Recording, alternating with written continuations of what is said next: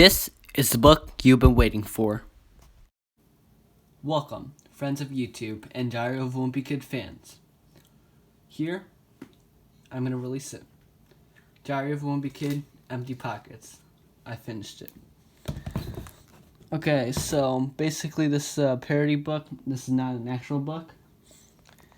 So, the characters will be the same, but the plot is different. Just wanted to make it sure. So, here is part 1 of Diary of a Wimpy Kid, Empty Pockets.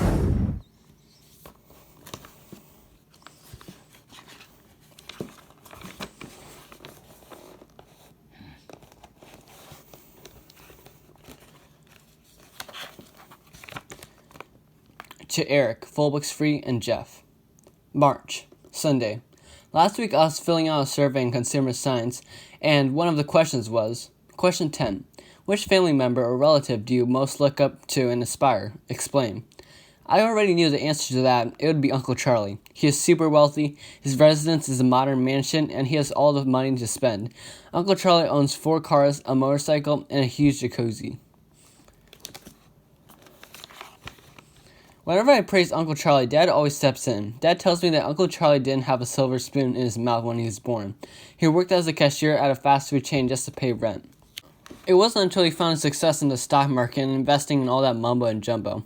He made lots of profit by taking risks and predicting the outcomes of the economy.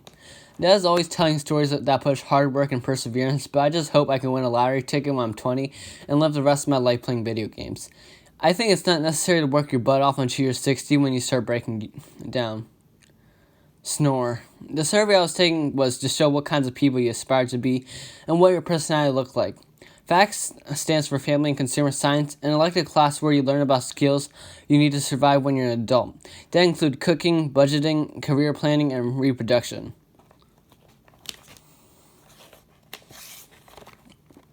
It used to be called home economics, but since the boys all thought it meant learning about sewing and knitting, none of them took the class. However, once the boys found out the teachers explained human reproduction, the sign-up list filled up. Ha ha ha ha. After winter break, the school remodeled the entire fax room. They installed lots of TVs around the room, and the regular chairs were replaced with high swivel chairs. Everyone was always squeaking the chair, lifting it up and down. We even played bumper chairs where kids would ram the seats together. We sure did break a lot of equipment. Crash! Eventually, the school removed the chairs, and now if you sign up for FACTS, you'll need to stand for an entire period. Standing burns my legs, so whenever I walk home with Raleigh, I need to take a break every 5 minutes. Gasp, wheeze. However, I think this class is totally worth it, because failing in consumer science is so easy. All SMs are pretty simple and straightforward, and Mom will be ecstatic to see A's on my report card. Last week, the FACTS teacher, Miss Ellis, assigned everyone a budgeting project. You were supposed to keep track of your spending and expenses for a week.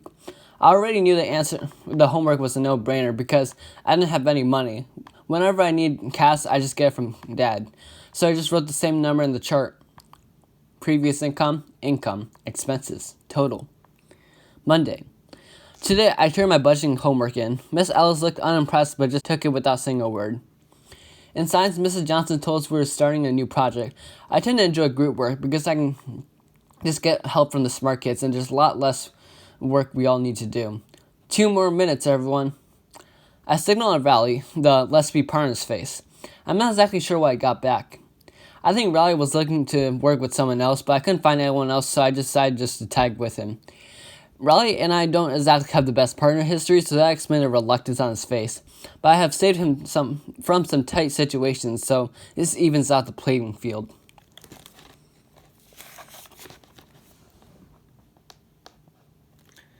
Raleigh started to suggest ideas for a project. Mrs. Johnson's assignment was to conduct an energy experiment.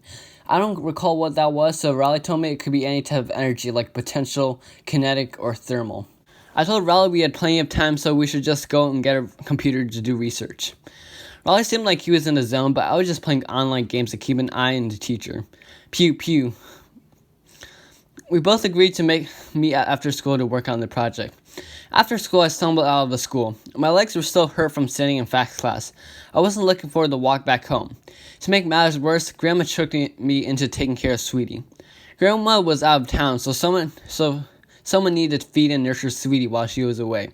My family used to take care of Sweetie, so we already were the perfect candidates. My basement still holds dog food that's been there for years.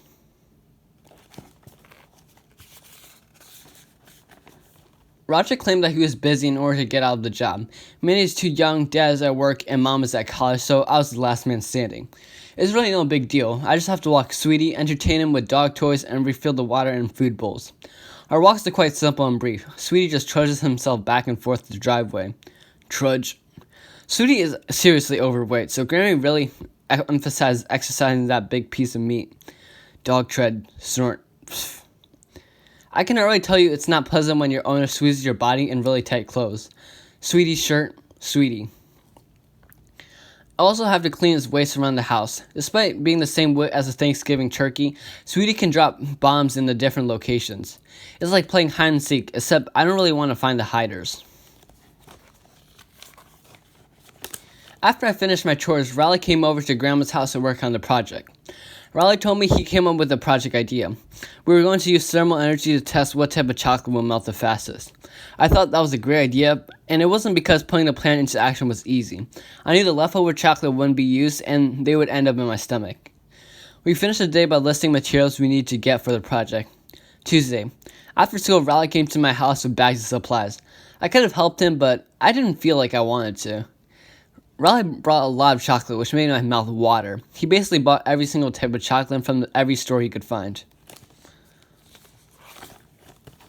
Roger came down from his room and saw what we were doing. He said that there was a trick he learned where you could get infinite chocolate from a 24-piece chocolate bar. I thought that was just a bunch of baloney, but Roger asked me if he could demonstrate. He took a piece of milk chocolate before I even reacted and opened it up. Then he cut a diagonal line through the center, cut a column, and one piece of chocolate. After that, he arranged the bar, which came back to its original shape with one extra chunk of chocolate. Riley and I were quite amazed. Around that time, Mom came home and was not too keen about what we were doing. She told us that we weren't allowed to use the big kitchen knives because she wanted us to be safe. So Mom gave me a plastic butter knife.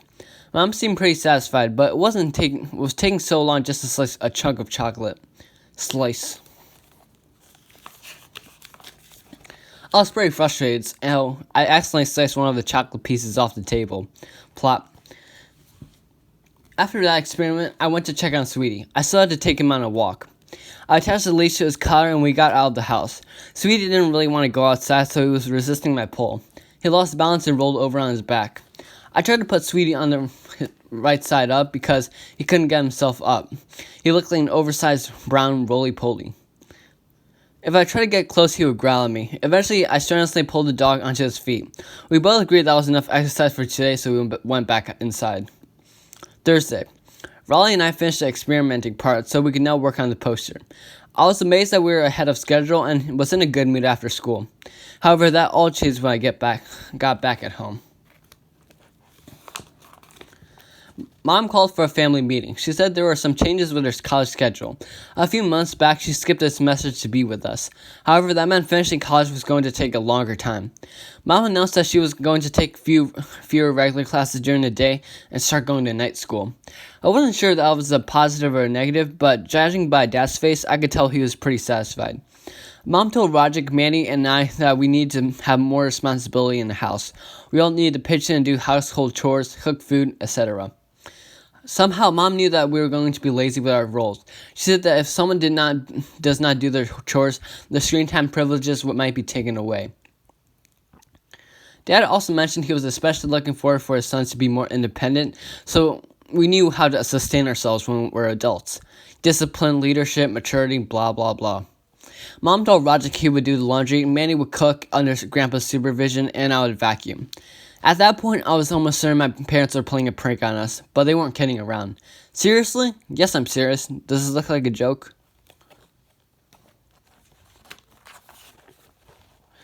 I'm the worst candidate to ever get the job to vacuum rooms. I always jam something inside the machine and it would get stuck. But I'm also sure I lost $5 from cleaning my room. Flip. The good thing is that I only need to vacuum the entire house every week, so I can just do it all on one day and relax for 6. Friday. Raleigh and I started to slow down a bit. Today we decided to split the project into 2. I'll work on a project poster and Riley would complete the essay and note cards for the speech. We decided to go to Grandma's house because I could feed Sweetie. When we got there, loud noises from the dog were coming from the living room. Sweetie was barking at a squirrel who was digging up acorns. The squirrel didn't even look scared. Bark, bark, growl. I fed Sweetie some deluxe dog food. I wonder how good the ingredients dog food actually claimed to be. For all I know, the stuff inside might not even be chicken, but it's not like I would go and find out the truth. Grunt, smack. What's pyridoxine? Riley seemed very concentrated in his work, but I didn't know what to put on the poster. But I found an easy solution. I searched up poster templates and it was as easy as pie. I pasted tons of pictures and I almost finished. I went to get the information about our test from the printer, but when I got back, I found a nasty surprise. I saw Sweetie on top of the table, crouching. He was peeing on the poster. I literally jumped down on my pants. I went to grab Sweetie while he was still doing his business. Unfortunately, that just caused some stains on the carpet. I was pretty deranged from that fiasco. Sweetie was probably thought the poster was his royal toilet. I grabbed a roll of paper towels and stuffed it on top of the large yellow stain that was at the center of the poster board. Stuff. I grabbed a giant book on top of the towels to soak up the urine. This whole time, Riley had no clue what was going on. When he asked why there were so many paper towels on the poster, I told him, yeah, I dripped some water.